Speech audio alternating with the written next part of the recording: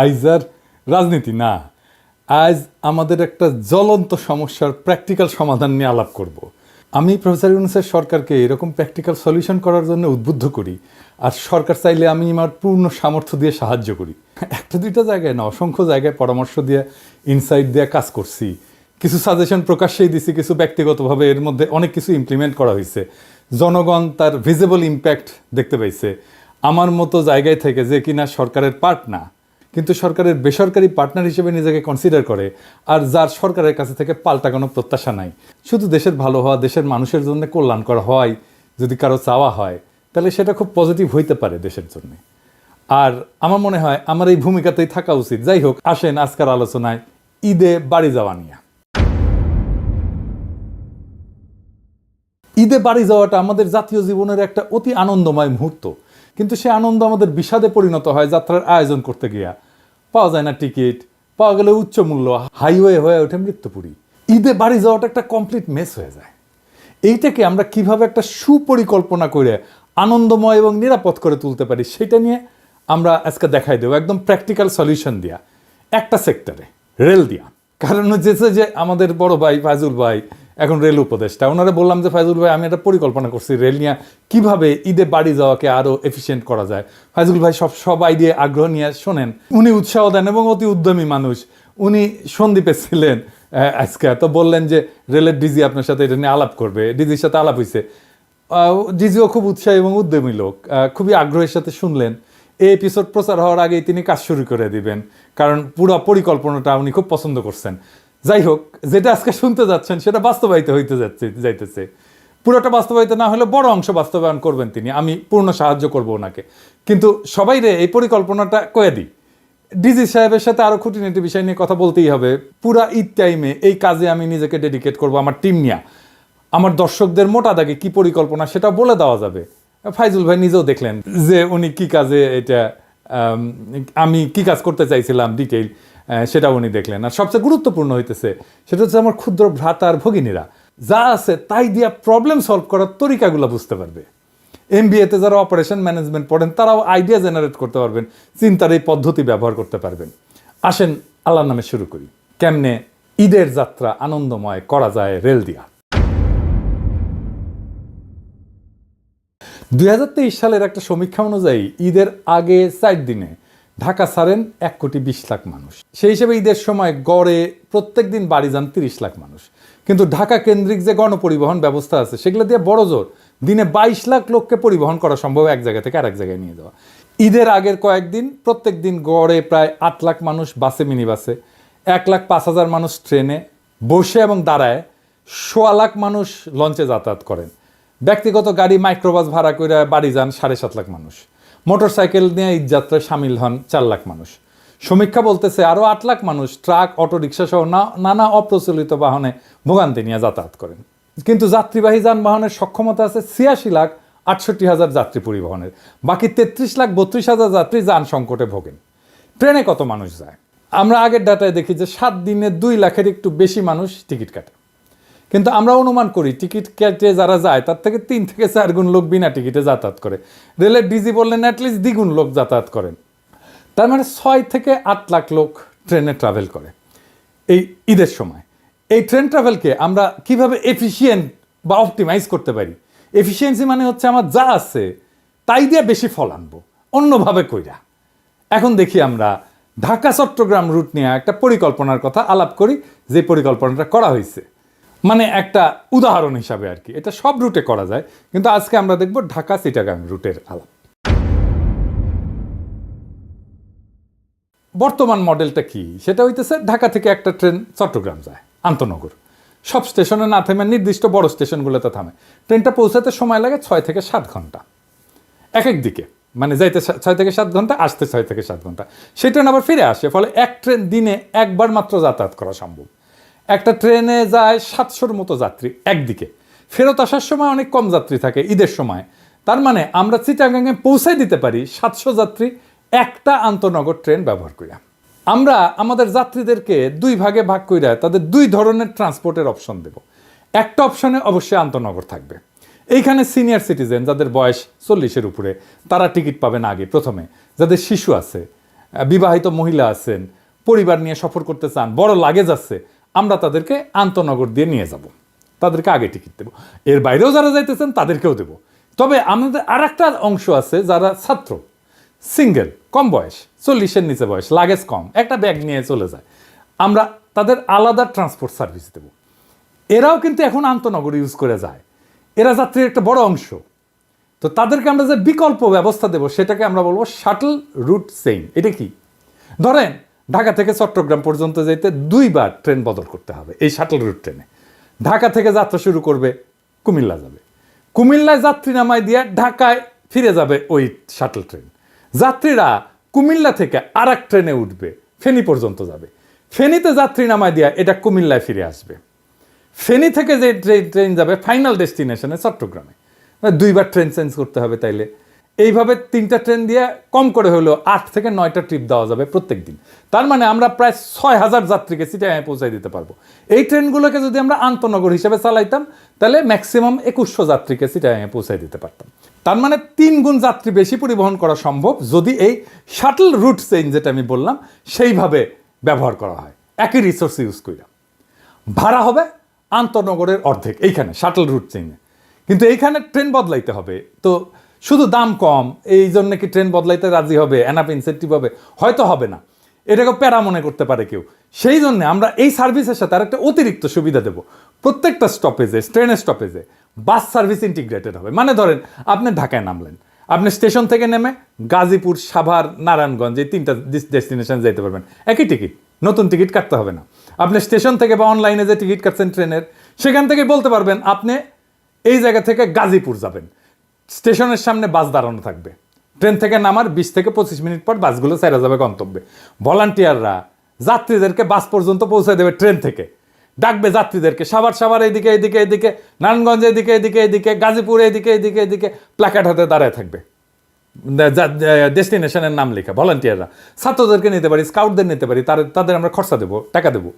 তারপরে ধরেন কুমিল্লা স্টেশনে লাকসামার মুরাদনগরের বাস থাকবে, ফেনীতে থাকবে সোনাগাজী আর পরশুরামের বাস, চিটাগাঙে থাকবে হাটহাজারী, রাঙামাটি, বাঁশখালী, আনোয়ারার বাস। লাস্ট স্টপেজগুলোতে আন্তনগরের সাথেও আমরা বাস সার্ভিস ইন্টিগ্রেট করে দিতে পারি। মানে আন্তনগরের টিকিট কাটলে এই 4টা ডেস্টিনেশনে যাইতে পারবে। এই যে হাতে সময় খুব কম, কিন্তু অনেক কিছুই হয়তো বাস্তবায়ন করা যাবে এই পরিকল্পনায়। আমি কাজ করে দেখানোর মানুষ। বিপ্লব এই সুযোগ আর সম্ভাবনার দুয়ার খুলে দিছে।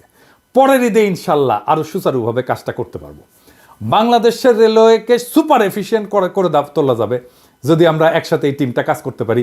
আমার ডিজি সাহেবকে খুবই পছন্দ হয়েছে, খুবই মাইডিয়ার লোক। আমরা যদি একসাথে করতে পারি তাহলে অনেক out of the box solution দিয়ে রেলকে আমরা বদলাই দিতে পারবো আমূল। আমাদের পার্টনারশিপ যদি অটুট থাকে, একটা স্যাম্পল তো দেখাইলাম কিভাবে করতে চাই। সরকারের কোনো আলাদা বরাদ্দ লাগবে না। যদি এই কাজটা আমরা রেলের সাথে টিম হিসেবে করে ফেলতে পারি তাহলে ভবিষ্যতে আমরা বাকি কাজগুলোও করতে পারবো। বাংলাদেশ রেলওয়ের পাশে আপনাদের পিনাকি তার টিম নিয়ে কাজ করবে রাত দিন, যেন ঈদের যাত্রা আপনাদের আনন্দময় হয়। রেলওয়ের বন্ধুরা যারা এই কাজ করবেন একসাথে আমার সাথে এই প্রজেক্টে, তাদের বলতেছি it will B a big fun. আমরা একসাথে অসাধারণ অভূতপূর্ব কিছু অর্জন করব, একই সাথে ফান করব, আমরা আনন্দ করব, আনন্দের সাথে এই কাজটা করব। আর যাত্রীরা আপনাদের নির্বিঘ্ন আর আনন্দময় বাড়ি ফেরাকে নিশ্চিত করতে পারলে আমরা আনন্দিত হব। সে আনন্দ হবে তুলনাহীন। আবার এইটা ভাইবেন না যে এটা টাকা করে একটা প্রজেক্ট করেছি, টাকা পয়সা নেবে পিনাকি দাদা অনেক কিছু। না না না, আমি বা আমার টিম এটার সাথে কোনো আর্থিক সংশ্লেষ নাই বা টাকা পয়সা দেবে না আমাদেরকে সরকার কোনো। এটা সম্পূর্ণ স্বেচ্ছাশ্রম, আমাদের ভলান্টারি ওয়ার্ক বাংলাদেশ সরকারের জন্য, বাংলাদেশ রেলের জন্য কমপ্লিটলি ভলান্টারি ওয়ার্ক। এটা পরিষ্কার কইরা দেওয়া ভালো। আমার তো আবার শত্রুর অভাব নাই, কখন আবার কে বইলা বসে যে রেলের সাথে ব্যবসা করিচ্ছে পিনাকি। জি না ভাই, একটা পয়সাও আমরা নিচ্ছি না, আমার টিম নেবে না। আমার সাথে যারা কাজ করবে বেসরকারি পার্টনার যারা, তারা কেউই এই প্রজেক্ট থেকে কোনো পয়সা নেবে না। বা বাংলাদেশ সরকারের সাথে যত কাজই আমরা করি না কেন, কোনোটার সাথেই আমাদের কোনো আর্থিক সংশ্লেষ নেই। আমরা কোথাও থেকে কোনো টাকা পয়সাও নেই না, চাইবও না, দিলেও আমরা নেব না। দেওয়ার আমার টাকা পয়সার দরকার নাই, দরকার দেশকে সাহায্য করা, শুধু এইটুকু। এটা বলে দেওয়ার দরকার ছিল, সেই জন্যই বললাম। অন্য মন্ত্রণালয়কে বলি, আপনাদের ভিজিবল কিছু অর্জন দেখাইতে হবে যা মানুষের জীবনকে স্পর্শ করবে। ঠিক যেভাবে মানুষ কম দামে খাদ্যপণ্য পাচ্ছে, এটা আপনাদের দেখাই নাই। কত অল্প টাকায় কত পণ্য, খাদ্যপণ্য আপনারা কিনতে পারেন, এইটা সাহেব দেখান একে একে। এটা কয় টাকা আসবে? 15 টাকা। তাহলে আড়াই কেজি কপি নিলাম আমি 15 টাকা। আচ্ছা আপনি হাফ কেজি বাগুন দেন। 15 টাকার নিলাম হচ্ছে যে হাফ কেজি বেগুন। আচ্ছা এটা কত আসবে? 20 টাকা কেজি দেন, 1 কেজি দেন। টমেটো কত করে দেবেন? 2 কেজি 15 টাকা। কত টাকা কেজি বললেন? 15 টাকা কেজি। আমাকে 1 কেজি দেন, হাফ কেজি না, আরে আরেকটা কেজি 60 টাকা। আচ্ছা আমাকে 1 পোয়া দেন তো। 20 টাকা কেজি পেঁপে, আমরা একটা পেঁপে নিলাম, হাফ কেজির মতো হলো। তাহলে কয় টাকা আসলো? 10 টাকা। ঠিক আছে 10 টাকা। ভাই এটা কত দিব এটা বলেন? ঠিক আছে আমরা 130 টাকার মধ্যে আমরা লাউ পেলাম, বাঁধাকপিকে পেলাম, তারপরে মিষ্টি লাউ পেলাম, বেগুন পেলাম, আমরা পেঁপে পেলাম, করলা পেলাম, গাজর পেলাম, টমেটো পেলাম। ঠিক আছে আপনাদের তাহলে আমার 150 টাকা লাগলো না? 130 টাকা। আমরা 130 টাকায় এই কয়েকটা বাজার করলাম, এতগুলো বাজার। দেখি 150 টাকা ফিল আপ করতে 150 থেকে 200-র মধ্যে বাজার করব। আমার এখনো পেঁয়াজ এবং হচ্ছে যে আলুই বাকি আছে। বিগত সময়ে কত করে পেঁয়াজ বিক্রি করেছেন? 400 টাকা, 220 টাকা, 120 টাকা। আপনি এটা হলো 25 সাল 24 সাল থেকে ওই দাম দিচ্ছি।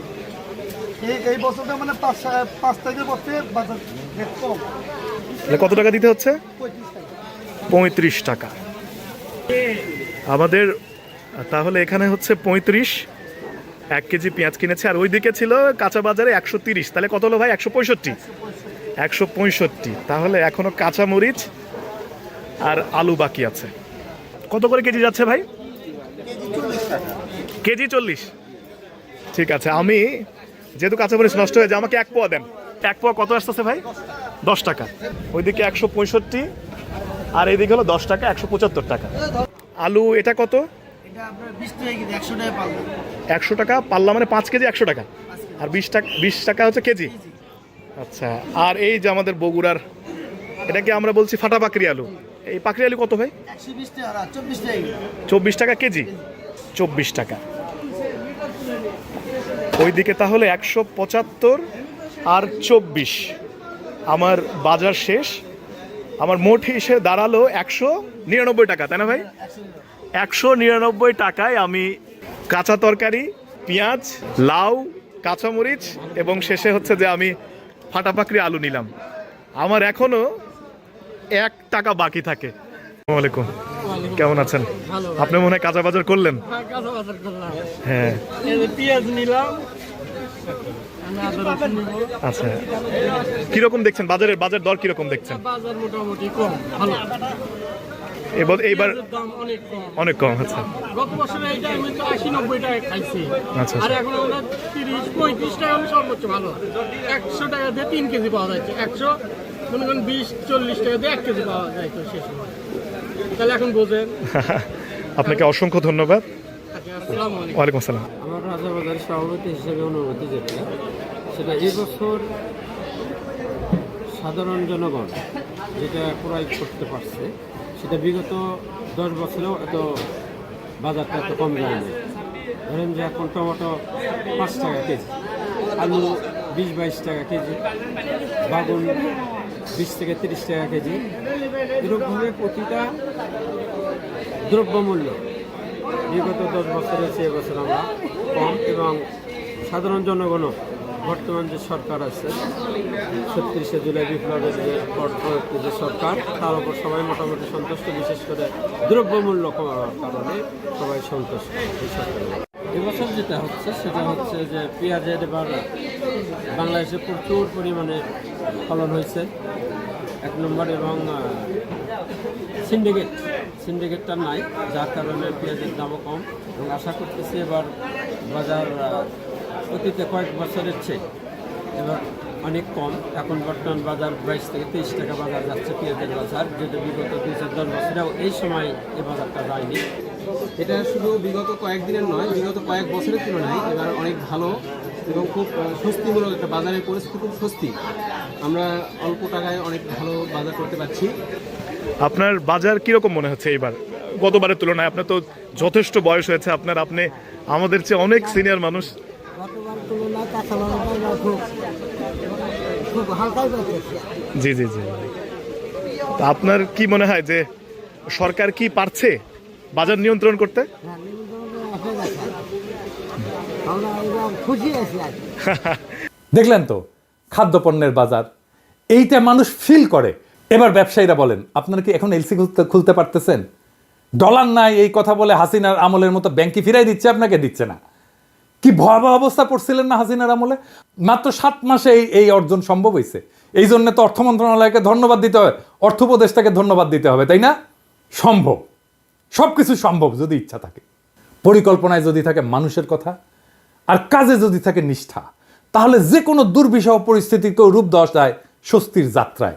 ঈদে বাড়ি ফেরা আমাদের জীবনের সবচেয়ে আবেগী মুহূর্তগুলোর একটা। এই আবেগের যাত্রা যেন আর মৃত্যুর শঙ্কা না হয়, হতাশার যেন যাত্রা না হয়, আর যেন না হয় টিকেটের হতাশা। এই লক্ষ্যেই আজকের আমাদের প্রয়াস। আমরা দেখলাম কিভাবে সীমিত রিসোর্স দিয়েও অসংখ্য মানুষের যাত্রা সহজ, সাশ্রয়ী আর নিরাপদ করা সম্ভব। শুধু আন্তনগর ট্রেন না, শাটল রুট চেইন এই নামের যে নতুন সম্ভাবনার দ্বার আজকে উন্মোচিত হইল, যেখানে গতি, স্বস্তি আর সংযুক্তি মিলেমিশে এক নতুন ট্রান্সপোর্ট মডেল গড়ে উঠতে পারে। এটা কেবল একটা পরিকল্পনা না, এটা হচ্ছে এক ধরনের নাগরিক দায়িত্ববোধের বাস্তব অনুশীলন। সরকার, রেল কর্তৃপক্ষ এবং জনগণের অংশগ্রহণের মাধ্যমে এটা হয়ে উঠতে পারে এক যুগান্তকারী উদাহরণ, যেখানে উন্নয়ন হবে সবার হাত ধরে, আর আনন্দ ছড়ায় যাবে শহর থেকে গ্রামে, স্টেশন থেকে বাড়ির দোরগোড়ায়। আমরা আশাবাদী, আমরা প্রস্তুত। এখন প্রয়োজন একটুখানি সাহস, একটুখানি সমন্বয়, আর বাকিটা হয়ে যাবে ইতিহাস। চলেন এই ঈদে বদলাই দৃশ্যপট, বদলাই যাত্রার গল্প, বদলাই বাংলাদেশের রেলওয়ের ভবিষ্যৎ। এই গল্প বদলের শুরু সেই জুলাইয়ে, সেই মাহেন্দ্রক্ষণে জাতি যখন এক প্রাণ হয়ে জেগে উঠছিল। সেই জুলাইয়ের প্রেরণায় আমরা দেশকে নক্ষত্রের দিকে উড়ায় নিয়ে যাব একসাথে। ইনকিলাব জিন্দাবাদ।